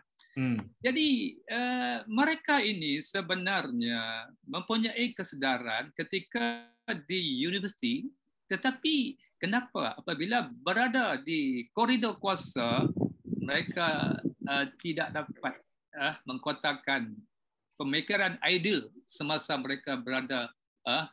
Boleh tak saya minta begini je. Untuk kita memarahi orang-orang itu tak betul. Barangkali tidak ada manfaatnya sekarang. Saya hanya ingin mencatatkan supaya janji yang dibuat oleh Tan Sri Anwar Musa dulu, iaitu nak mengadakan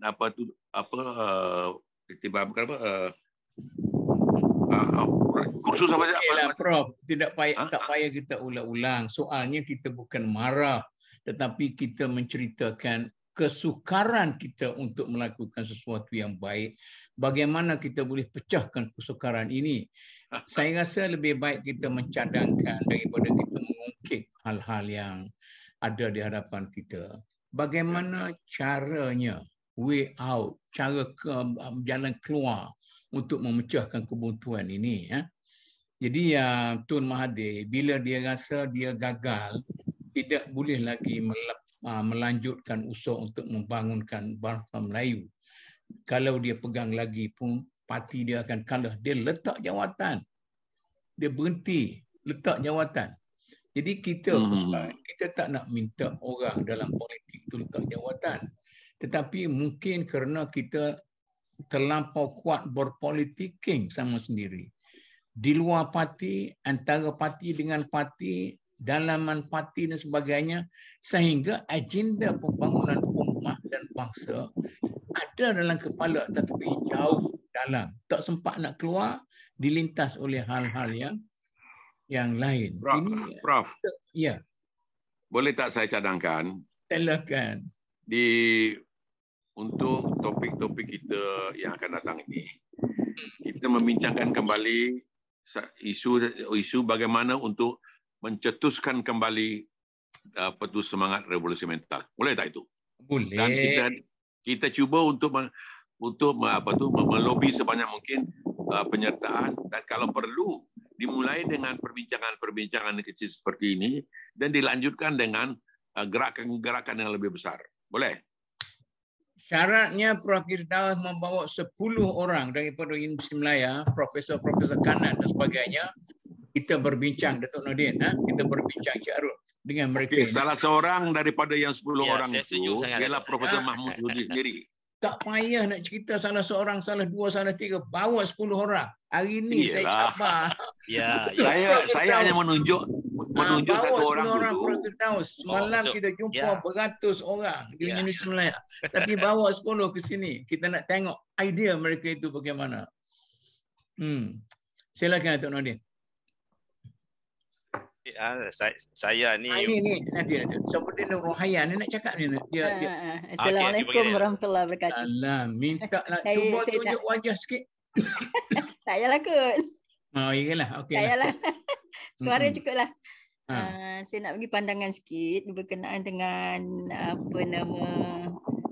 kegagalan Dr. Mahathir mengubah sikap orang Melayu.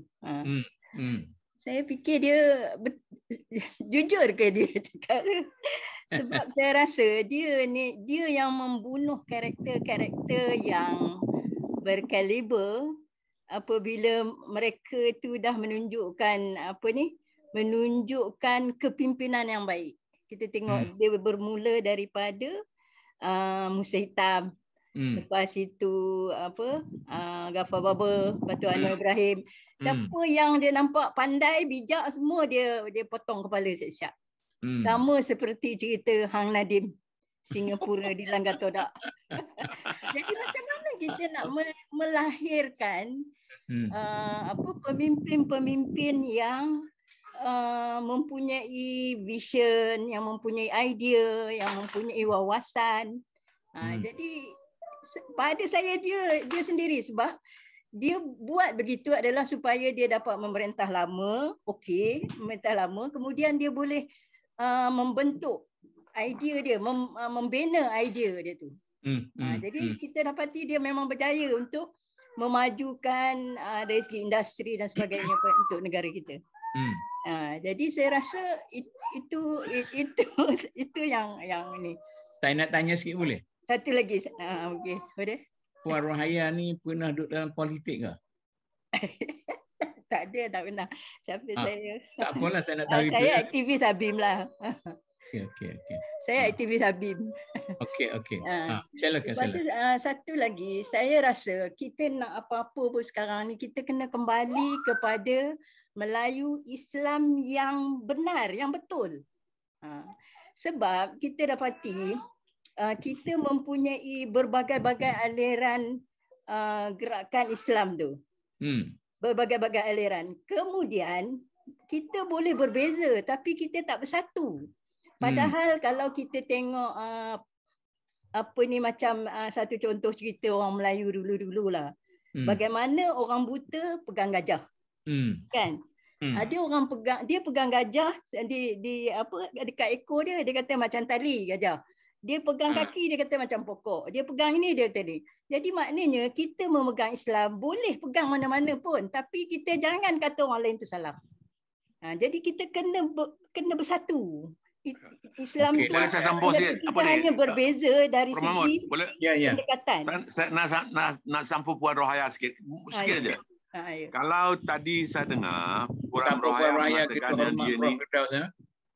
yang dia adalah aktivis Habib, boleh tak saya cadangkan supaya Puan Rohaya mengajak rakan-rakan dalam Habib mengadakan kumpulan-kumpulan diskusi kecil. Kumpulan-kumpulan kecil diskusi untuk membicarakan perkara ini.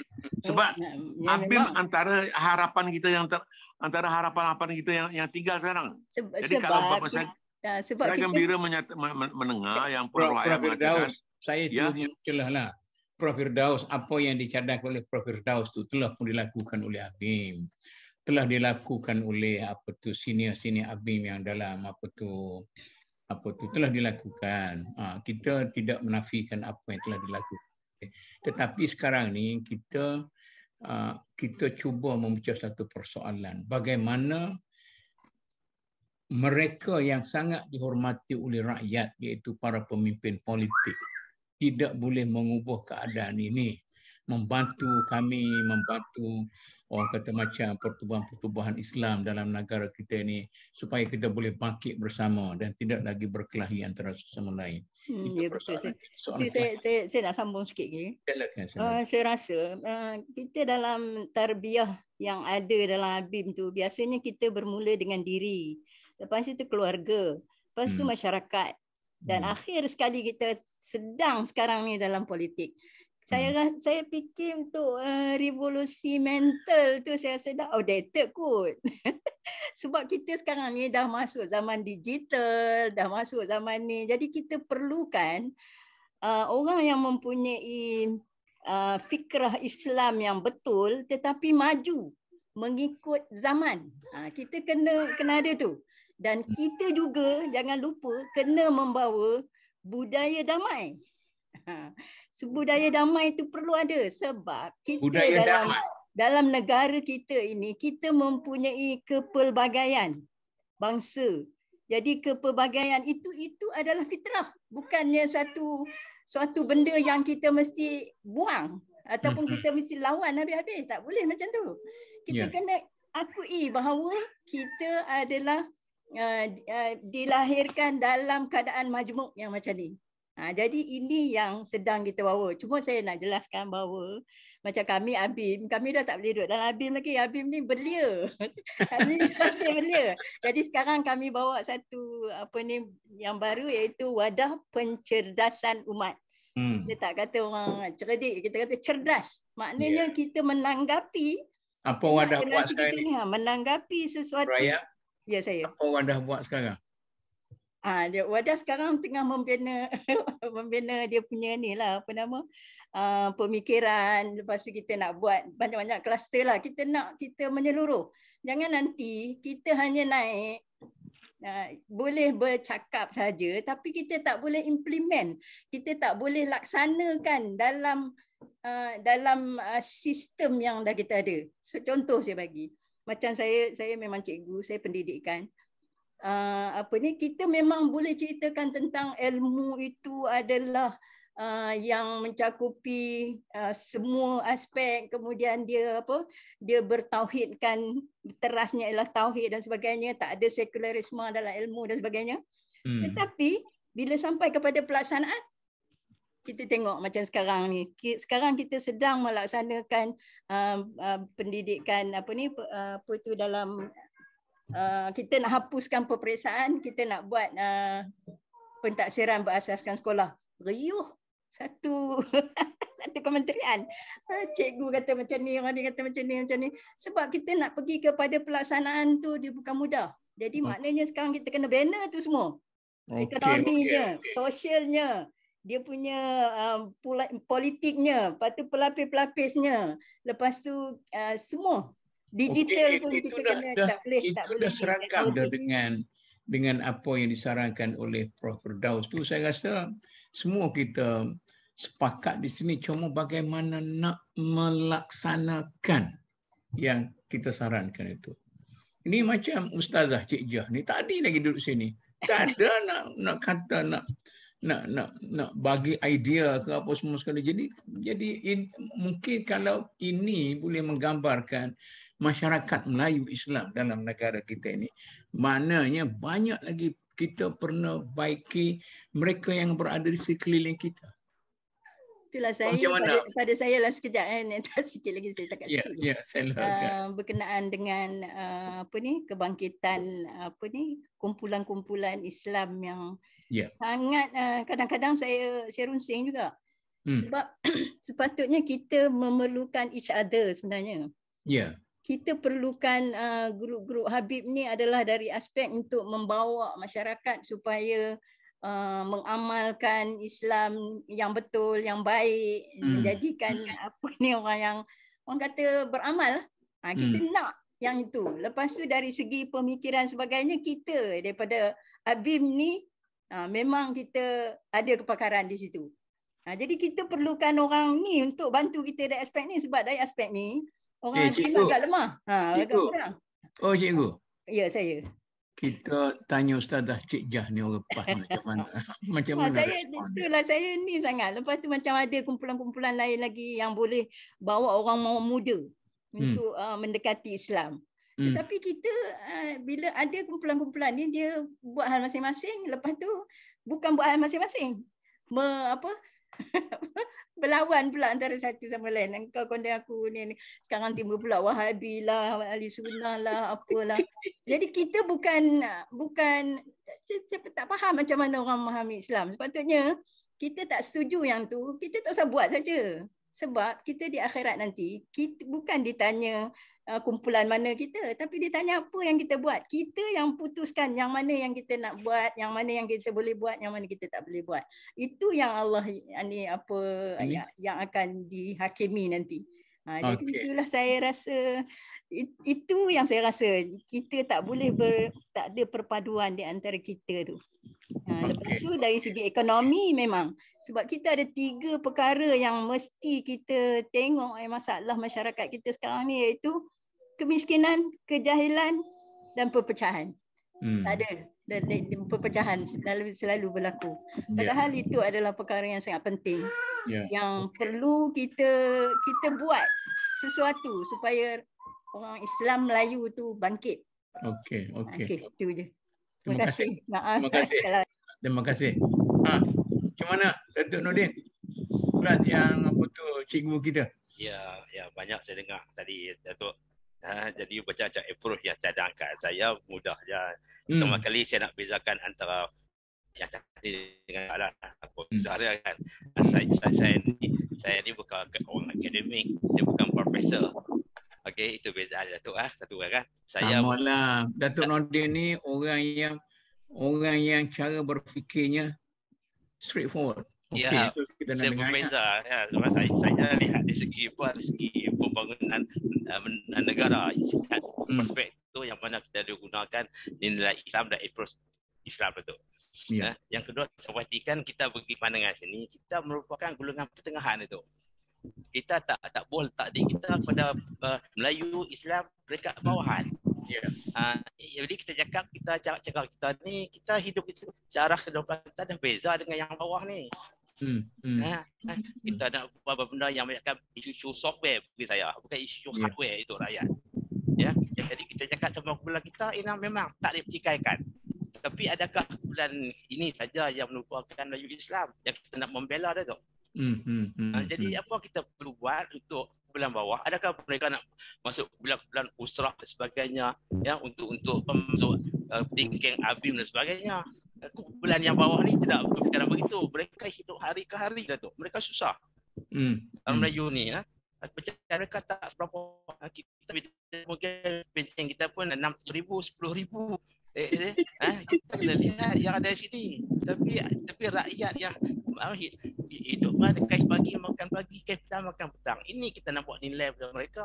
Mereka ini kita tak boleh buat cara education formal. Kita tidakkan apa pemimpin yang kita buat. Kalau kita ikhlas membuat sesuatu, mereka akan menerima nikmatnya. Kalau kita merosakkan sebagai pemimpin, kita merosakkan, maka rosaklah mereka itu. Jadi apa strategi kita untuk membantu mereka kumpulan bawah ni? Kumpulan pertengahan ni kita tak bincang lagi dah tu. Memang kita dah hidup dari usaha tu. Kita senang lah. Kita dah jelas lah orang bawah kita, tu. Kita boleh hidup. Kita pencen pun, kita tak buat kerja pun, kita boleh dapat 8,000 sebulan pencen.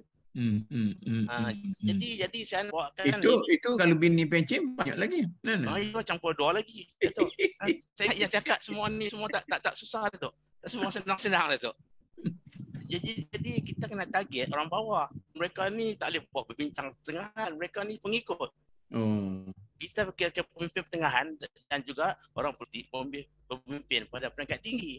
Betul. Jadi buatlah satu, jadi pemimpin, ikhlaslah. Bersyukurlah apa yang ada. Kita boleh jadi PAS ke, UMNO ke, bersatu ke kalau kita pemimpin Melayu Islam. Satu, ingatlah kepada golongan bawahan ini. Kita tak bagi lecture mereka takkan faham. Kita beri tunjuk kepada mereka kelakuan yang baik, beri nikmat kepada cara yang baik. Kalau kita saya rasa mereka itu faham, cuma perlu diperingatkan terus menerus. Macam mana? Ya betul, sebab tu saya buat tadi daripada awal tadi saya rasa ni cara memilih pemimpin itu. Bukan mereka ni dengan bawah merupakan pengundi itu, menentukan kerajaan. Kalau mereka dapat memilih pemimpin yang berbawa, yang berintegriti, tidak kira saya parti-parti mana pun saya tak kira itu. Bersatu ke, UMNO ke, PAS ke, even PKR. Kalau kita ada nilai Islam dari kita orang Islam, mana parti-parti kita bergabung pun tidak mengapa ada tu. Sebab kita perjuangkan sesuatu untuk kebaikan umat Melayu Islam dan juga bangsa lain di Malaysia ini, untuk orang yang tertindas. Itu hasrat dari pemimpin. Parti politik ni hanya sebagai satu vehicle itu.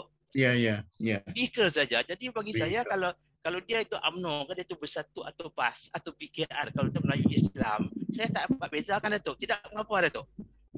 Nilai garis sama. Ayat. Vehicle lain. Saya dari Alostar ke Kuala Lumpur. Vehicle saya nak kereta api boleh, nak bas boleh, kapal terbang boleh. Okey, saya akan sampai di Kuala Lumpur. Jadi harap pemimpin berfikiran begitu lah tu. Jadi kalau ini pada nilai Islam dalam diri pemimpin lah. Jadi untuk rakyat bawahan ni senang bagi saya saja. Kita memimpin mereka ke arah kebaikan. Bila ada kuasa dalam politik, jadi buat satu untuk kebaikan mereka. Fikirlah sendiri apa kebaikan mereka. Jangan saya guna kuasa, jangan corruption. Ya, hari ini pula isu corruption. Ni kapal perang ni, kapal tempur pun ada isu baru ni lah. Segala-galanya bila jadi pemimpin kita lupa.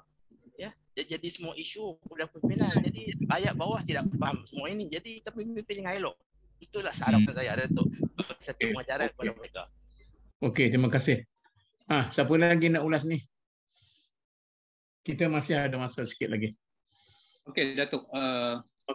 Dari dalam konteks pendidikan politik, kalau kita lihat seperti mana yang Datuk katakan tadi itu, yang menentukan itu adalah pengundi.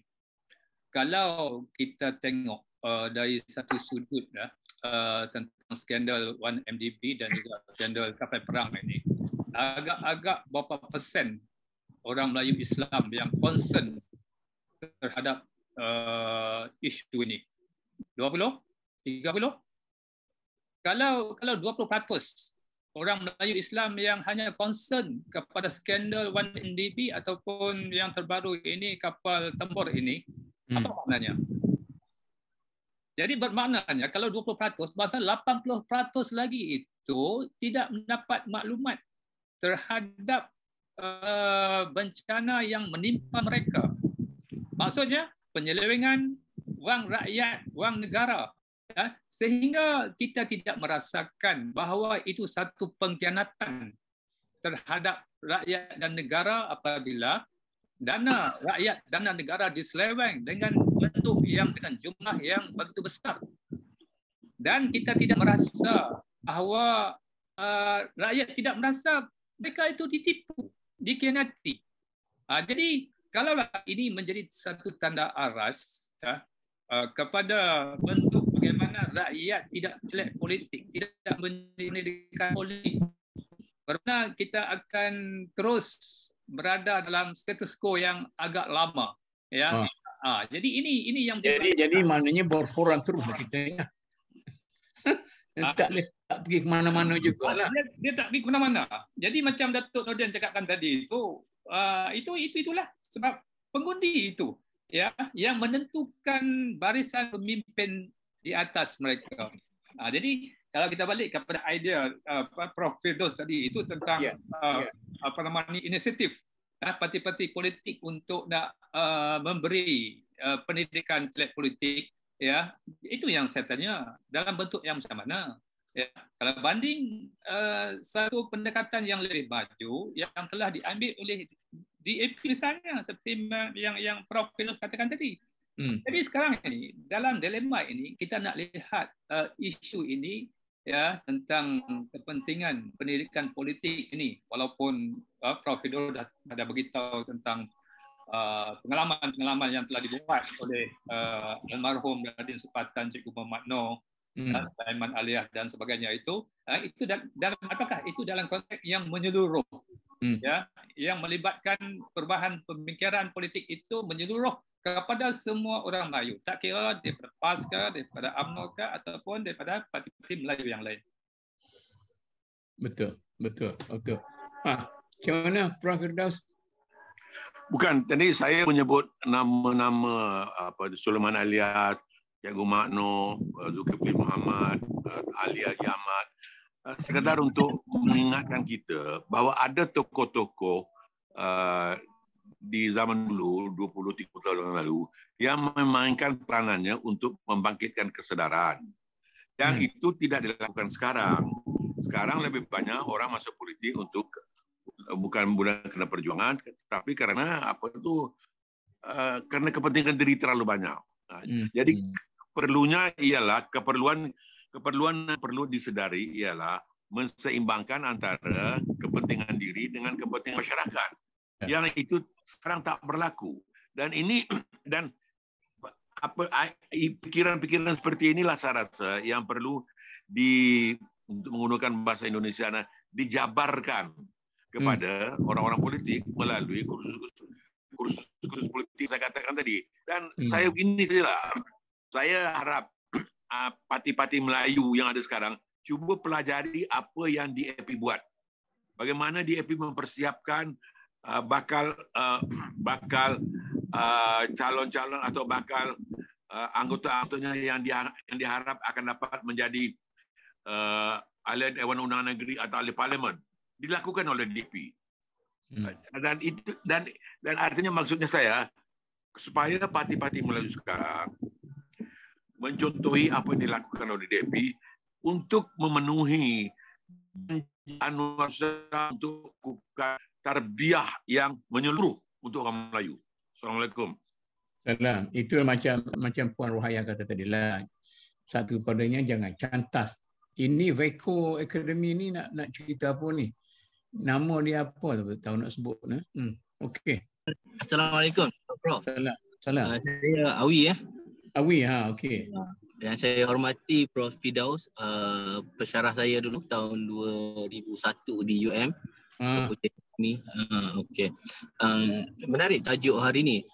Cuma saya rasa isu penyatuan Melayu ni dah terlalu lama kita bincangkan dan selalu kita sentuh isu penyatuan bangsa kita, dan kisahnya hari di peringkat bawahan, kalau kita tengok ekonomi hari ni, orang yang terbanyak rakyat marah akan rasa periknya apa yang berlaku. Grab diwujudkan seolah-olah untuk menampung menjadikan bangsa Melayu kuli bumi sendiri ataupun penarik beca di bumi kita. Dan isu bangsa Melayu sekali lagi kita dengar.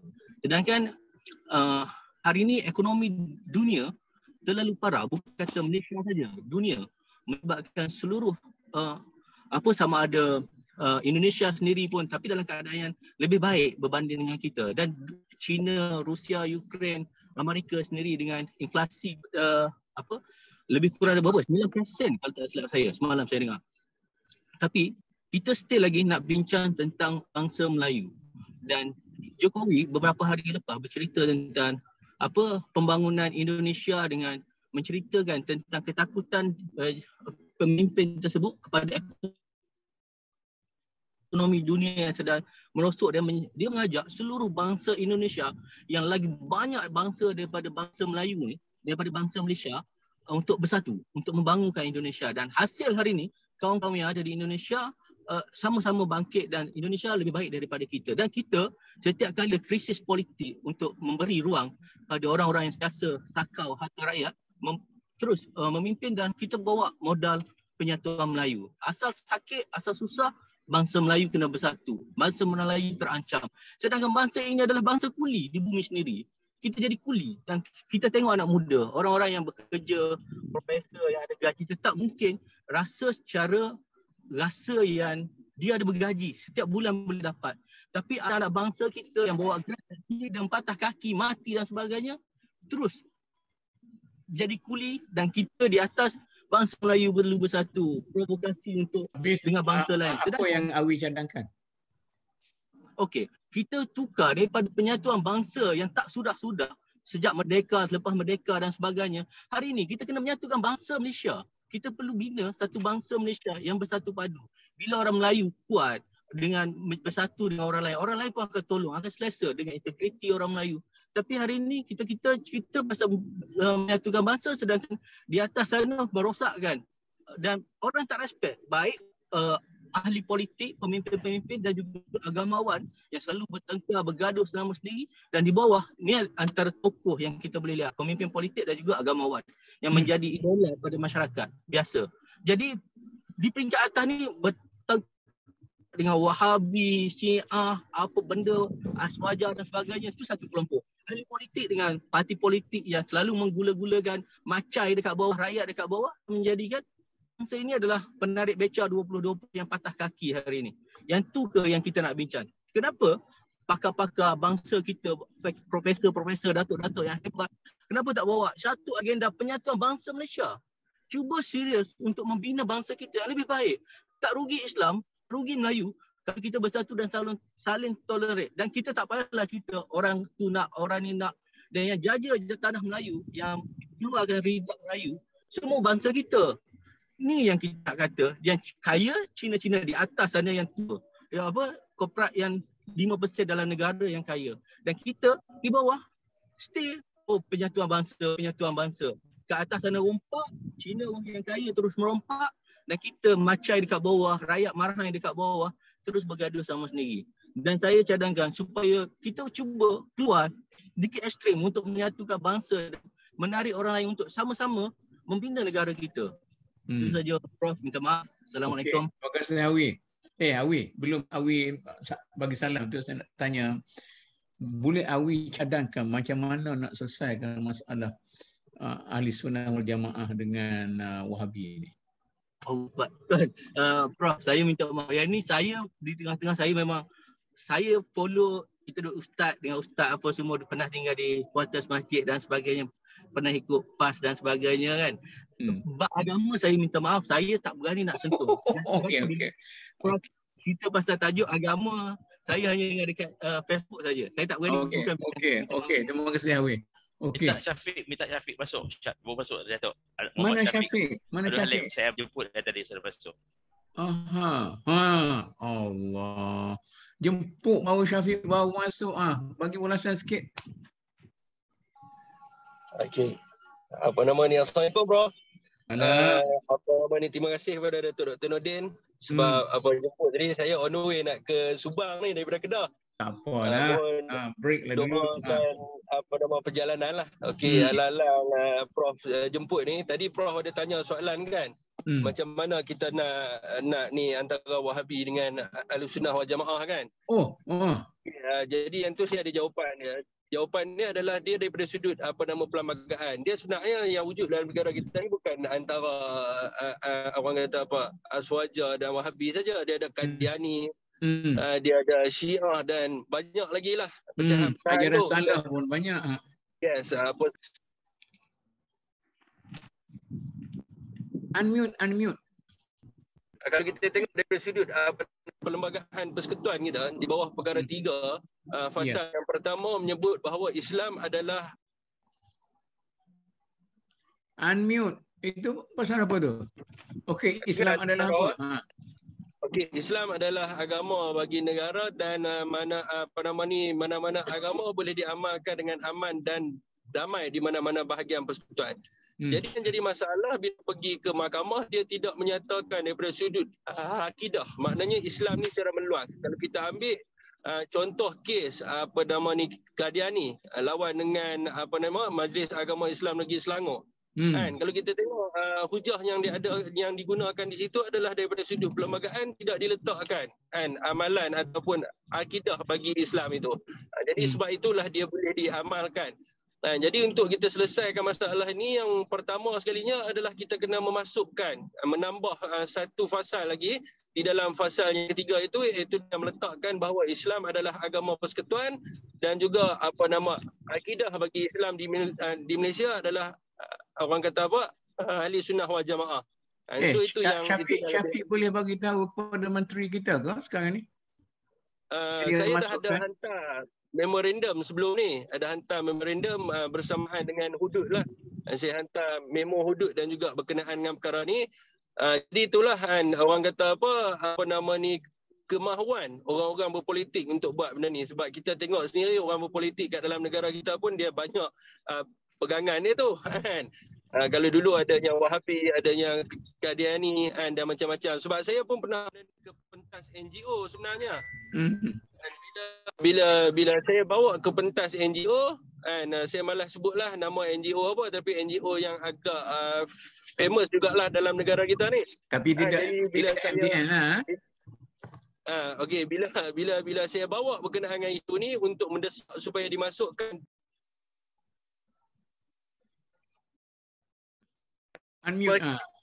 kita mempunyai orang kata apa, negara kita ni adalah negara yang majmuk, kita mempunyai orang kata apa, bukan sahaja kepelbagaian bangsa, malah kita ada kepelbagaian daripada sudut akidah dan sebagainya. Ini yang jadi masalah bila tidak ada will. Jadi ramai yang bercakap benda ni. Jadi bila sebut Wahabi dengan Aswaja ni, bila sebut je rating akan naik lah. Sebab orang Wahabi akan respon dengan pantas ke dalam media sosial, dan begitu jugalah dengan yang sebelah sini. So dia tidak ada kemahuan untuk mengubah sebenarnya, Prof. Apa, Bro? Dia putus-putus lah, tapi boleh agak faham lah. Maknanya kita perlu selesaikan dulu. Okey, yang kedua adalah putus. Itu adalah yang okey.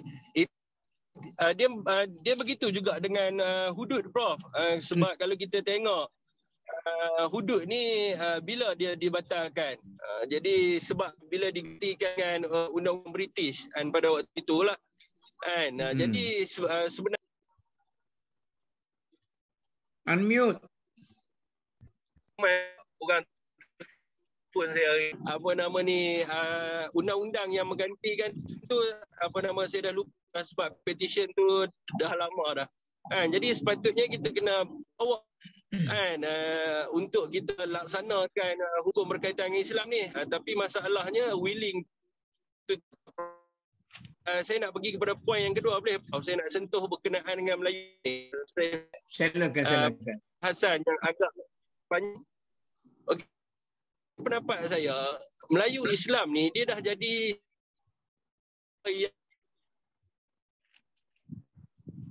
putus kan. Contohnya kita nak makinkan okey, Prof, saya ulang balik bagi saya perjuangan Melayu Islam di Malaysia ni saya nampak dia sebagai satu bahan marketing. Satu hashtag lah orang kata. Kalau kita nak jual satu produk tu, dia kena ada satu tagline yang digunakan. Jadi politik dalam negara kita hari ini menggunakan perkataan Islam ni hanyalah untuk branding. Nak branding kan ataupun nak marketing parti itu sahaja. Tapi sebenarnya kalau kita tengok, nak berjuang Melayu Islam apa benda? Kalau orang yang menghayati dan mempelajari perlembagaan, dia tahu berkenaan dengan kedudukan ini. Berkaitan dengan kedudukan orang Melayu telah pun terjamin daripada sudut perlembagaan di bawah perkara 152 dan juga 153 Bahasa Melayu itu. Kalau dia tengok berkaitan dengan Islam juga dah memang terjamin dalam perkara 3 dan sebagainya. Jadi masalah-masalah yang berlaku di kalangan orang Melayu ni adalah kerana apa? Kerana ahli politik ni dia sekadar nak menggunakan bangsa Melayu ibarat ayam di dalam reban. Bila tiba masa pilihan raya, maka datanglah dengan dedak-dedak dan sebagainya. Jadi sebab itu saya selalu bertanya, kalau kita dengar perjuangan tentang Melayu ni, dia bermulanya putihnya daripada Kesatuan Melayu Muda pada tahun 1936. Sebelum tu lagi dah ada. Kalau daripada sudut politik ni adalah Hizbul Muslimin lah. Kemudiannya disambung oleh UMNO dan sebagainya. Jadi hari ini saya bertanya-tanya, zaman dulu kita ada pembesar Melayu, kita ada orang kaya Melayu. Tapi bila kita semakin lama kita sebut tentang perjuangan Melayu Islam ni, dan semakin orang Melayu tu hilang di dalam radar. Kalau kita tengok hari ini 9 orang yang terkaya di Malaysia bukan orang Melayu. Jadi nampak sangatlah bahawa hujah untuk menjaga Melayu di kalangan orang politik ni adalah sekedar satu benda yang dia nak marketkan, sebab dia tahu bila sebut tentang Melayu, bila sebut tentang Islam, maka rating akan naik. Orang akan sokong dia. Macam tu juga hari ni kalau kita buat live di Facebook, kita buat satu tajuk memperjuangkan Melayu Islam demi nusa dan bangsa Ibu Pertiwi yang tercinta ini. Tajuk tu bagi agresif sikit, ramailah orang akan lihat benda tu. Jadi itulah yang cuba dibuat. Apa yang bagi anak muda pandangan macam saya, apa yang saya nampak hari ini adalah pelaksanaan. Kalau betul nak memperjuangkan orang Melayu Islam, sekarang ni kerajaan, macam Prof pernah cakap dengan saya sebelum ni, saya duduk dalam kerajaan, apa yang you buat? Maknanya sekarang ni kalau orang yang menyebut tentang Melayu Islam, dia dalam kerajaan, apa yang dia buat? Jadi pihak yang tak duduk dalam kerajaan, bila dia sebut tentang Melayu Islam, apakah penawaran yang dia nak buat? Sekarang ni sebut tentang Melayu Islam, kita nak lawan rasuah, nak lawan salah guna kuasa. Rasuah dan salah guna kuasa bukan duduk kat orang Melayu je. Orang India pun ada, orang Cina pun ada. Jadi kita perlu membahaskan semula berkaitan dengan rancangan Malaysia, berkaitan dengan dasar ekonomi dan benda-benda yang berkaitan dengan bangsa Melayu itu. Kenapa daripada tahun 74 hingga sekarang masih ada perkara-perkara yang tertangguh, dan disebabkan apa dia tertangguh, itu yang perlu kita hujahkan, Prof. Okeylah, insya-Allah kita akan bincang tentang bagaimana melaksanakan idea-idea ni. Kita macam orang panggil bawa kereta api lama. Okey, insya-Allah lah. Okey, terima kasih Syafiq. Ya, Bro. Minta maaf lah, terpaksa break kereta tengah jalan apa semua sekali.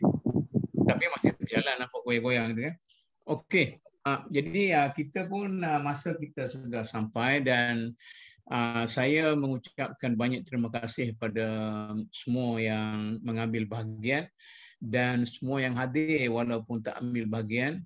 Walaupun saya jentik-jentik pun tak nak cakap juga sebagainya, itu tak apalah.